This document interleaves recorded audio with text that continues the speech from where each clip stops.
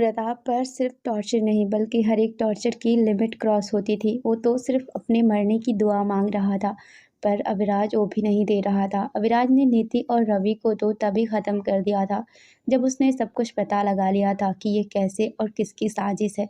इन दोनों को अविराज ने बहुत बुरी मौत दी थी, लेकिन अविराज ने प्रताप को जिंदा रखा था, रोज़ तड़पाने के लिए। अविराज वहाँ से निकल के अपनी गाड़ी ड्राइव कर रहा था।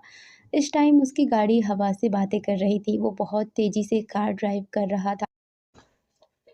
वो एक हाथ से गाड़ी ड्राइव कर रहा था तो दूसरे हाथ में शराब की बोतल थी, जिसे वो अपने होठों से बार-बार लगा रहा था। उसके साथ वाली सीट पर ना जाने कुछ मिनट में उसने कितनी बोतल ड्रिंक करके खाली कर रखी थी। कुछ देर बाद उसकी गाड़ी एक पहाड़ी पर आकर रुकी। ये पहाड़ी वही जगह थी जहाँ पर वायु को लेकर आया था। वह गाड़ी में से बाहर निकला। इस टाइम उसका चेहरा, उसकी आंखें पूरी तरह से लाल थी। उसकी आंखों में एक तकलीफ नजर आ रही थी। अविराज गाड़ी के बोनट पर आकर लेट गया और ऊपर आसमान को देखने लगा जहाँ रात का अंधेरा छाया हुआ था। अविराज एकटक ऊपर आसमान की तरफ देख रहा था। उसकी आंखों में एक तड़प थी, जैसे उसकी आंखें किसी को देखने के लिए तड़प रही है। तभी उसे अपने गाल पर एक लड़की का हाथ महसूस हुआ। उसने अपनी नज़र हल्का सा घुमा के देखा। एक लड़की उसके चेहरे पर झुकी हुई थी। ये लड़की कोई और नहीं, वायु थी।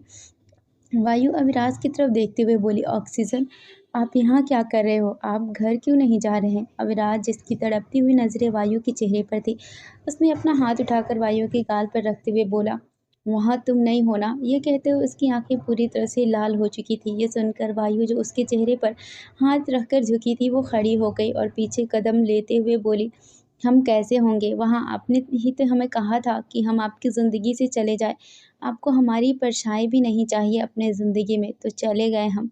ये कहते हुए वो पीछे होती जा रही थी। अविराज, जिसके हाथ काँपने लगे थे, वो अपनी तड़पती हुई आवाज़ में बोला, बेबी गर्ल, अब लौट आओ ना।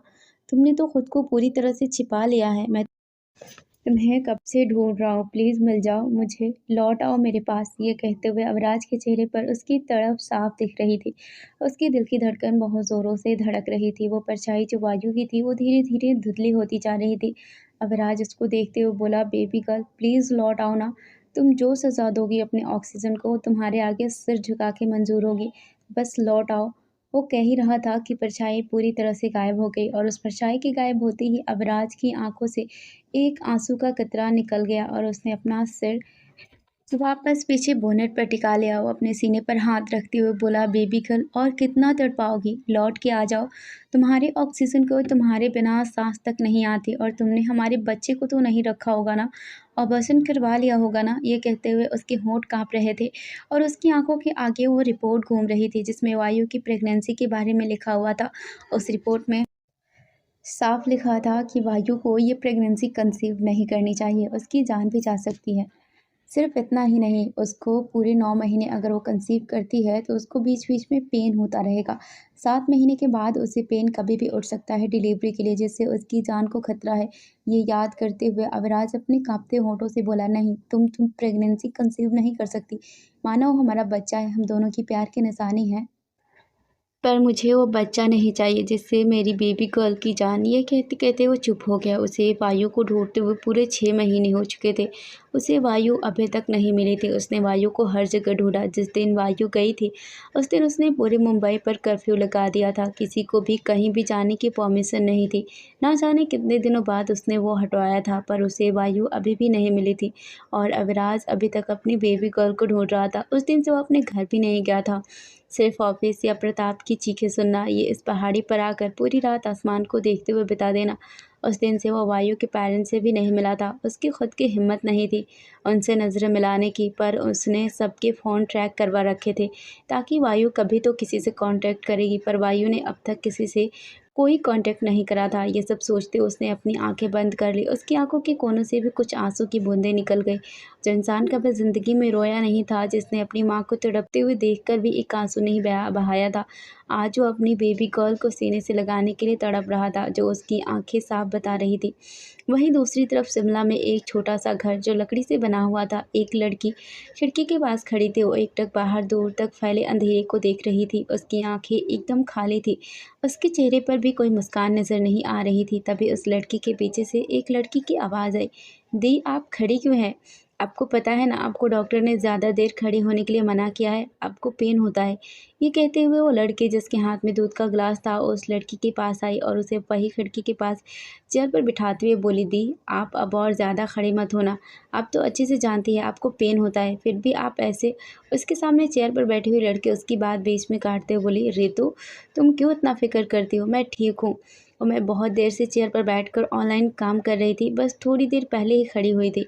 लड़की की बात सुनकर रितु उसके पास बैठते हुए बोली, दीदी हमने कब से कहा है हमें आप पार्ट टाइम जॉब करने दीजिए, हम पहले भी तो करते थे, हम पढ़ाई भी करते थे जॉब भी करते थे, पर आप जब से आई हो 6 महीने हो गए आपने हमें जॉब नहीं करने दी, आप खुद ही सब कुछ कर रहे हो, आप पूरे दिन पूरी रात ऑनलाइन शॉपिंग ऐप पर काम करते हुए निकाल देते हो, आप जानते हो ना आपको आराम की कितनी ज़रूरत है। वो कह ही रही थी कि वो लड़की जिसके हाथ में दूध का गिलास था उसने जल्दी से उसे साइड में रखा और अपने पेट पर हाथ रख लिया। उसकी दर्द से हल्की सी आह निकल गई और उसने कस के अपनी आंखें बंद कर ली। उसको देख कर रितु जल्दी से बोली, देखा आपको हुआ ना पेन, हम कह रहे हैं ना अब आपको आराम करना चाहिए, हम पार्ट टाइम जॉब कर लेते हैं।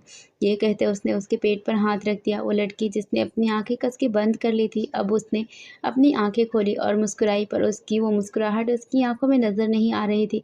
वो अपने पेट को देखते हुए बोली, ये शैतान नहीं है, ये अपने टाइम का पक्का है, याद दिलाता रहता है कि हमें आराम करना है। ये कहते हुए उसने वापस दूध का गिलास हाथ में लिया। रितु उसके हाथों में मेडिसिन देते हुए बोली, हाँ दी, इसके पापा भी टाइम के पक्के होंगे। ये सुनते ही वो लड़की जिसके हाथ में मेडिसिन थी और वो अपने मुंह में ले ही रही थी कि उसके हाथ रुक गए। उसकी आंखों में हल्की सी नमी उतर गई थी, पर उसने अपनी नमी को छिपा लिया। वो लड़की कोई और नहीं वायु थी। वायु को पेन रेगुलर नहीं होता था, पर हाँ 4-5 दिन में एक बार उसको ये पेन होता था। वायु ने कुछ नहीं कहा, उसने मेडिसिन को लिया और दूध पिया। फिर वायु रितु से बोली, अब तुम जाकर आराम करो, हमें भी नींद आ रही है। ये कहते उसने अपनी नज़रें चुरा रखी थी। वहीं रितु को भी अपनी गलती का एहसास हो गया था। वायु ने आज तक अपने हस्बैंड का नाम नहीं लिया था, नहीं उसके बारे में कुछ बताया था। रितु को जब वायु ने उसको जंगल में बचाया था और जब वायु के पास आई थी और वायु का चेहरा देखा था तो वायु के चेहरे पर सर पर नीचे गिरने से चोट लगी थी, जिसे देखकर वो बहुत ज़्यादा घबरा गई थी। रितु मुंबई अपनी पढ़ाई के लिए गई थी और पहले ही दिन मुंबई में उसके साथ ये सब हुआ, तो उसको वहाँ से कैसे भी करके जल्दी से जल्दी निकलना था। वो बहुत मुश्किल से वायु को अपने साथ गाड़ी में लेकर रातों रात शिमला आई थी, क्योंकि मुंबई में पहले दिन आते ही ये सब हो गया था उसके साथ। वो हादसा होने से वो डर गई थी। वो वायु को इस हालत में मुंबई से शिमला लेकर आ चुकी थी। वायु के सिर पर ज़्यादा चोट नहीं थी, इसीलिए रितु ने वहाँ पर अपना दुपट्टा ही बांध दिया था। शिमला आकर उसने वायु को एडमिट करवाया था। जब वायु को होश आया तो उसने अपने पेट पर बहुत ज़ोरों से दर्द हुआ था, जिसे वो चिल्लाकर उठकर बैठ गई और अपने बच्चे के बारे में पूछा था। उसे डर लग रहा था कि कहीं उसके बच्चे को कुछ हो तो नहीं गया, पर जब डॉक्टर ने बताया कि उसका बच्चा ठीक है तब उसे थोड़ा सुकून मिला था। पर तभी उसको डॉक्टर ने बताया था कि उसको ये प्रेगनेंसी कंसीव नहीं करनी चाहिए, उसकी जान को खतरा है, उसे अबॉर्शन करवा लेना चाहिए। पर वायु ने साफ मना कर दिया था। रितु जो खुद एक छोटे से गांव से थी और अपना करियर बनाने के लिए मुंबई गई थी, वो एक छोटे से घर में रहती थी। वायु जो उस समय रहने के लिए कोई जगह ढूंढ रही थी। जब रितु को ये बात पता चली तो उसने वायु को अपने साथ रहने के लिए कह दिया था, क्योंकि वो खुद भी अकेली रहती थी।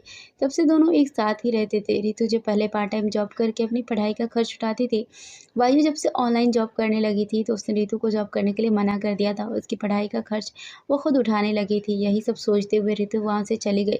उसके जाने के बाद वायु जिसने सिंपल सा ढीला ढाला सूट पहना हुआ था, उसने अपने बालों की चोटी बनाई हुई थी। शिमला में ठंडी ज़्यादा होने की वजह से वायु ने एक स्टॉल ओढ़ रखा था, फिर भी उसकी टमी साफ दिख रही थी। उसको कुछ दिनों में 8 मंथ कंप्लीट होने वाले थे। वायु बेड पर आकर स्टॉल को उतार कर लेट गई। उसने अपने पेट पर हाथ रखा। वायु जिसके चेहरे पर पहले हमेशा मुस्कुराहट, उसकी मासूमियत, उसकी चंचलता झलकती थी, वही अब उसका चेहरा बिल्कुल शांत था। उसके चेहरे पर कोई भाव नजर नहीं आ रहे थे, बस कुछ नज़र आ रही थी तो उसकी आंखों में एक तकलीफ़, एक दर्द, एक टूटी हुई लड़की जो शायद खुद से ही खुद की किस्मत से खफा थी।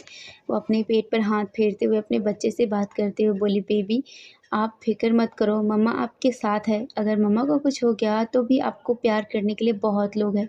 वो आपको बहुत प्यार करेंगे, हमसे भी ज़्यादा आपका ख़्याल रखेंगे।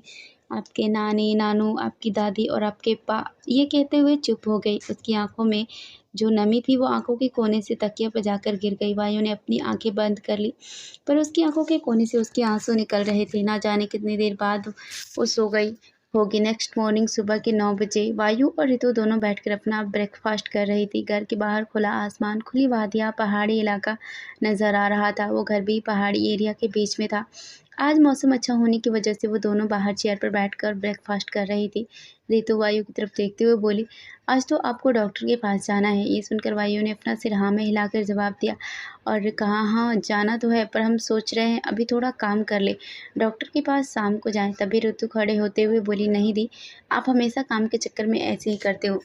अब आप जल्दी खड़े होइए और चलिए। वैसे भी डॉक्टर ने कहा है आपको ज़रूरी नहीं है 9th मंथ में डिलीवरी पेन हो उठे, आपको पेन कभी भी हो सकता है, इसीलिए अब आप चलिए। वायु ने मुस्कुराते हुए अपना सिर हाँ में हिला दिया। कुछ देर बाद वायु और ऋतु दोनों हॉस्पिटल के लिए जा रहे थे। वो हॉस्पिटल पहुंचने वाले थे कि वायु को अचानक से फिर से अपने पेट में पेन होने लगा। वायु ने अपने दोनों हाथ से अपना पेट पकड़ लिया और अपनी आंखें बंद कर ली।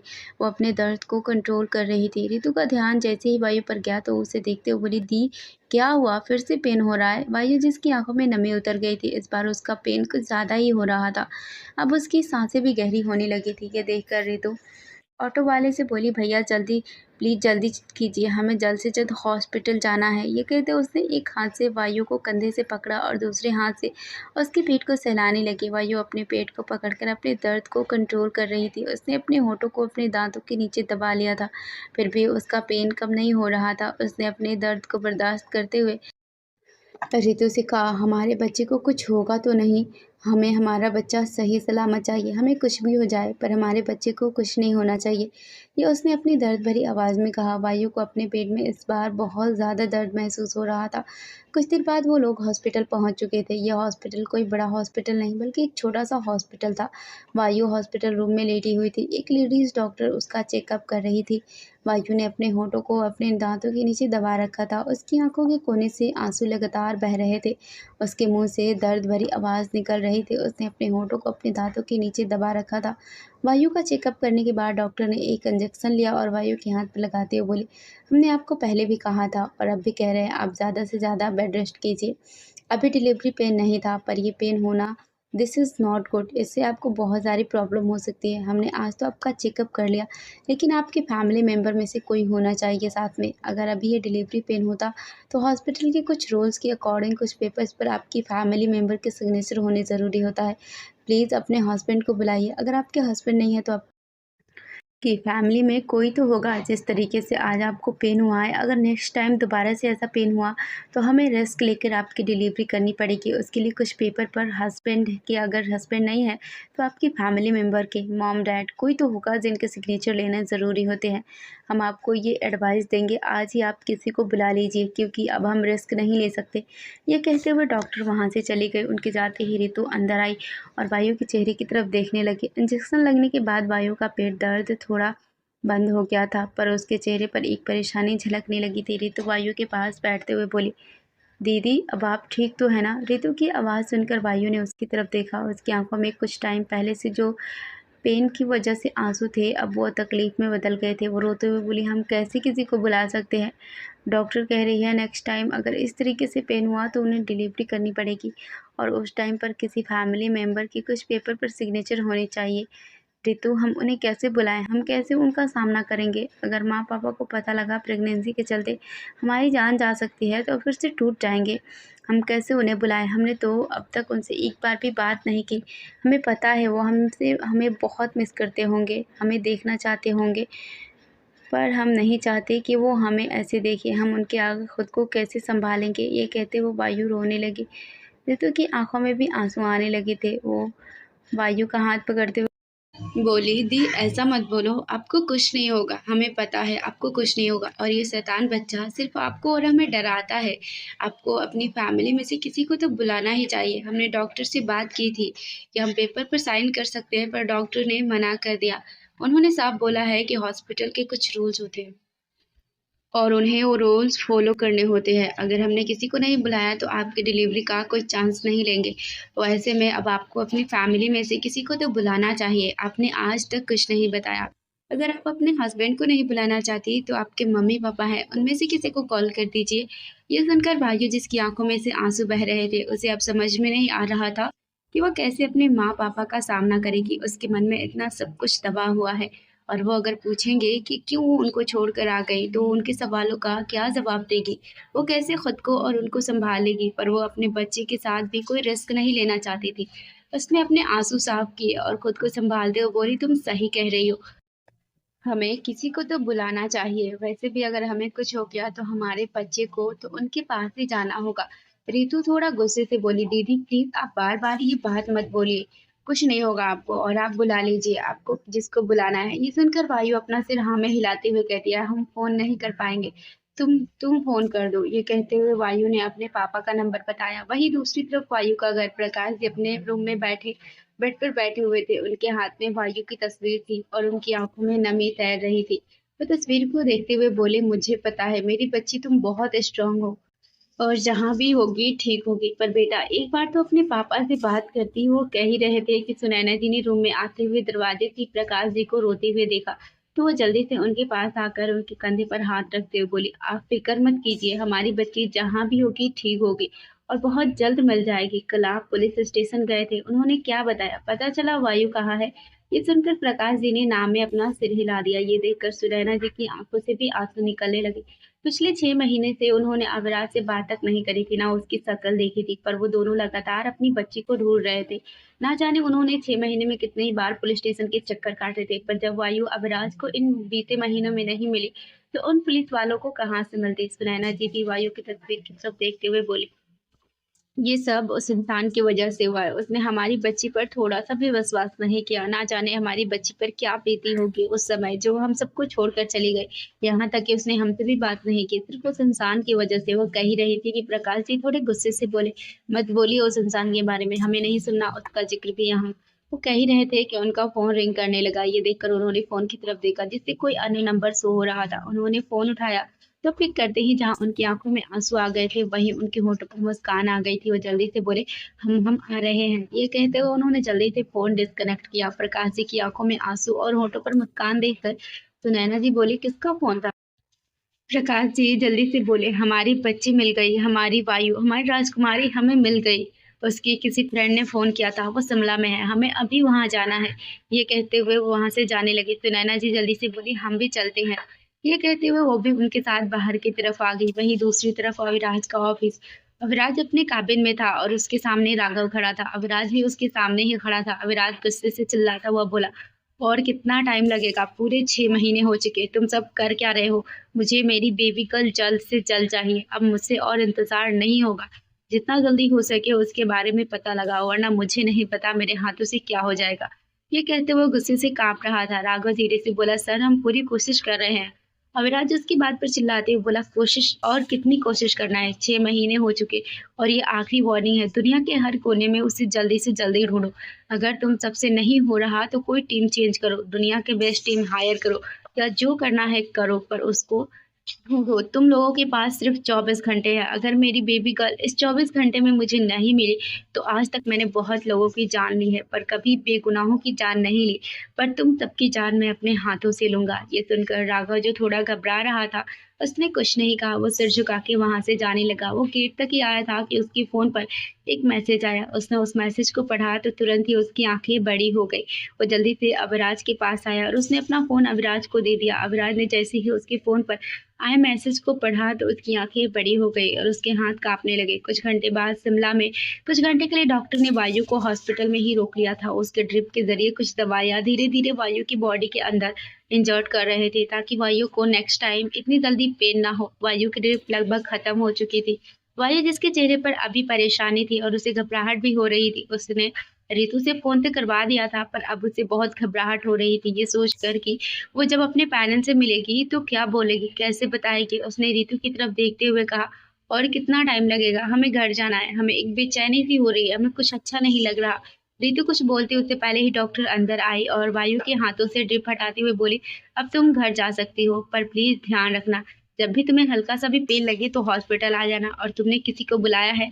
ये सुनकर वायु ने अपना सिर हाँ में हिला दिया। डॉक्टर ने कुछ मेडिसिन लिखी और कहा, "जितना हो सके रेस्ट करना और मेडिसिन को टाइम पर लेते रहना।" ये कहते हुए डॉक्टर वहाँ से चली गई। उनके जाने के बाद वायु भी अपनी जगह से खड़ी हुई। रितु उसको सँभालते हुए बोली, "दी, प्लीज़ अब आप बिल्कुल भी अपने रूम में से नहीं निकलेंगी। आप पूरे समय रेस्ट करेंगे। ये कहते हुए वो वायु को संभालते हुए उस रूम से निकाल के कॉरिडोर से होते हुए लिफ्ट की तरफ जा रही थी। वही हॉस्पिटल के बाहर एक साथ कई सारी ब्लैक कार आकर रुकी। कार में से एक शख्स भागता हुआ हॉस्पिटल के अंदर आया।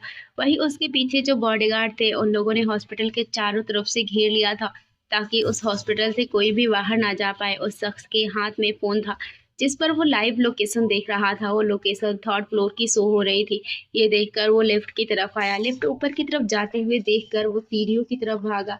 वही उसको ऐसे भागता हुआ देखकर वहां पर हर कोई हैरान था। वही वायु जो कॉरिडोर से होते हुए आ रही थी उसे एक बेचैनी से महसूस होने लगी थी। उसके दिल की धड़कन तेजी से धड़कने लगी थी। वो कुछ महसूस कर रही थी जिसे वह महसूस नहीं करना चाहती थी। वो लोग जा ही रहे थे कि पीछे से सिस्टर उन्हें रोकते हुए बोली, आपकी कुछ रिपोर्ट रह गई है, आप उन्हें ले लीजिए। ये सुनकर रितु जल्दी से बोली थी, आप यहीं रुकिए, हम लेकर आते हैं। वायु ने अपना सिर हाँ में हिला दिया। उसने अपने दिल पर हाथ रखा हुआ था। उसे एक अजीब सा एहसास हो रहा था जिससे उसकी धड़कन बढ़ी हुई थी। वो कॉरिडोर के एक कोने पर जाकर खड़ी हो गई जहाँ खिड़की थी। उसने अपने दिल पर हाथ रखते हुए बोला, ये हमें कैसी बेचैनी हो रही है। और कह ही रही थी कि उसका दिल धक सा रह गया। उसे पीछे से किसी ने अपनी बाहों में भर लिया। वो शख्स बहुत गहरी गहरी सांसें ले रहा था और उसने वायु को पीछे से पूरी तरह से अपनी बाहों में भर लिया था। उस शख्स की दिल की धड़कन बहुत जोरों से धड़क रही थी जो वायु के अपने कानों तक सुनाई दे रही थी।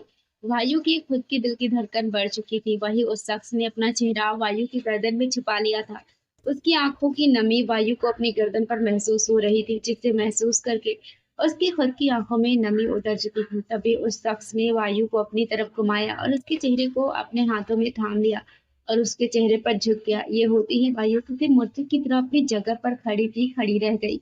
तभी उस शख्स ने वायु को अपनी तरफ घुमाया और उसके चेहरे को अपने हाथों में थाम लिया और उसके चेहरे पर झुक गया। ये होते ही वायु किसी मूर्ति की तरह अपनी जगह पर खड़ी की खड़ी रह गई। वो शख्स वायु के चेहरे पर झुक गया और पागलों की तरह वायु के चेहरे को चूमने लगा। वही वायु अपने सामने अविराज को देखकर किसी मूर्ति की तरह अपनी जगह पर जम गई। अविराज वायु के चेहरे को अपने हाथों में थाम कर लगातार किसी जन्मों के प्यार से आशिक की तरह चूमने लगा था। वो कभी उसके माथे को चूमता तो कभी उसके दोनों गालों को। उसकी आंखों में नमी थी और उसके होठों पर मुस्कान। उसकी सांसें बहुत तेज चल रही थी।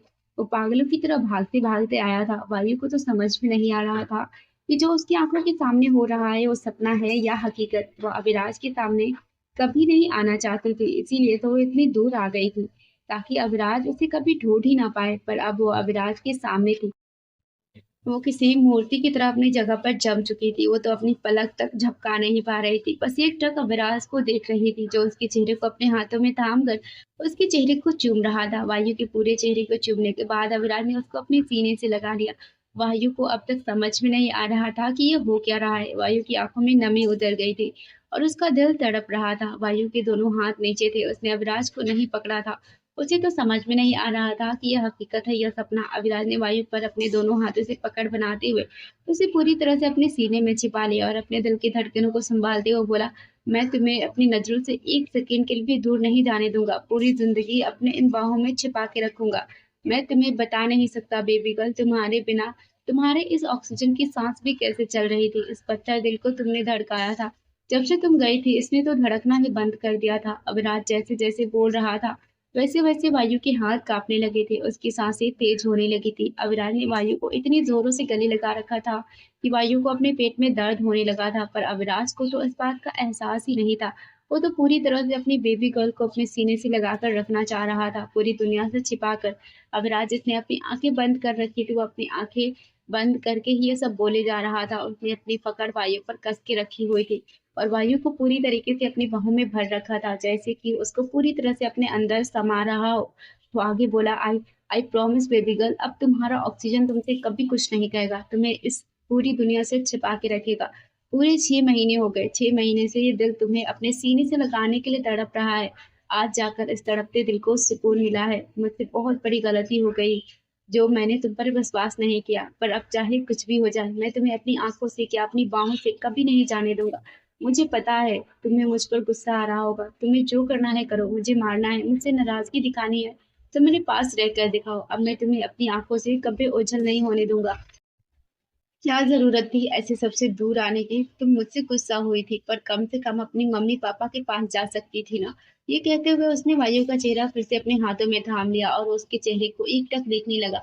वहीं वायु की नज़र भी अभिराज पर ही थी। उसकी आंखें पूरी तरह से लाल हो चुकी थी और उसके हाथ कांपने लगे थे। अभिराज उसके चेहरे को देखते हुए बोला, बेबी गर्ल, मैं जानता हूँ मुझसे बहुत बड़ी गलती हो गई है। मेरी गलती माफी के लायक भी नहीं है। उस समय मैं गुस्से में था और पता नहीं क्या कर बैठा, पर तुम तो अपने ऑक्सीजन से बहुत प्यार करती हो ना। उसे तुम बस अपनी गलती सुधारने का एक मौका दे दो। मुझे तुम्हारी हर एक सजा मंजूर होगी, पर मैं तुम्हें अब एक सेकंड के लिए भी अपनी आंखों की आंखें से ओझल नहीं होने दूंगा। ये कहते हुए अविराज फिर से अपने होंठ उसके फोrehead पर रखने लगा। वायु जो कब से सब सुन रही थी, अचानक अविराज को खुद से झटक दिया। कहानी आपको कैसी लग रही है हमें कमेंट करके ज़रूर बताएं और हमारे चैनल को सब्सक्राइब करके बेल आइकन को हिट ज़रूर कर दें। आप सबका बहुत बहुत शुक्रिया कि आपने हमें इतना सपोर्ट किया और हमें इतना प्यार दिया। Thanks for watching.